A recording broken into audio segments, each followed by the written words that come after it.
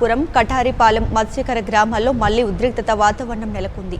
ఈ రెండు గ్రామాల మధ్య గత కొంతకాలంగా వివాదం కొనసాగుతూనే ఉంది. క్షుద్ర పూజలు చేశారనే అపోహతో రామపురానికి చెందిన 85 కుటుంబాలు కటారిపాలెం సమీపంలో నివాసం ఉంటున్నారు. ఈ రెండు గ్రామాల గ్రామస్తుల మధ్య సఖ్యత కుదిర్చేందుకు మత్స్యకర పెద్దలు కటారిపాలెనికి చేరుకొని చర్చించే సమయంలో ఒకరు ఘర్షణకు దిగడంతో ఇరు వర్గాల మధ్య ఘర్షణ తోపులాటకు దారితీసింది. పోలీసులు సకాలంలో స్పందించి ఇరు వర్గాలకు సర్ది చెప్పారు.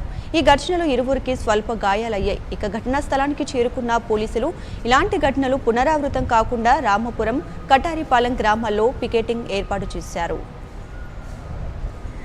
సముద్ర తీర ప్రాంతాలైనటువంటి వాడరేవు కానీ, కటారిపాలెం కానీ, రామాపురం కానీ, పొడిసుబాయిపాలెం కానీ ఇక్కడ ఈ గ్రామస్తులు మత్స్యకారులైనటువంటి కొంతమంది మధ్య చిన్న చిన్న సమస్యలు ఉండటం, అంతకుముందు కేసులు అవటము, ఆ గొడవలు కూడా అప్పట్లో పెద్దవి అవటము, దాని గురించి చట్టపరంగా చర్యలు కూడా తీసుకోవడం జరిగింది. ఈ మధ్యకాలంలో గ్రామస్తులు రామాపురంలో ఉన్నటువంటి కొంతమందికి వాళ్లకు ఉన్నటువంటి అపోహల మీద దాంట్లో భాగంగా చిన్న చిన్న వివాదాలు జరిగినాయి.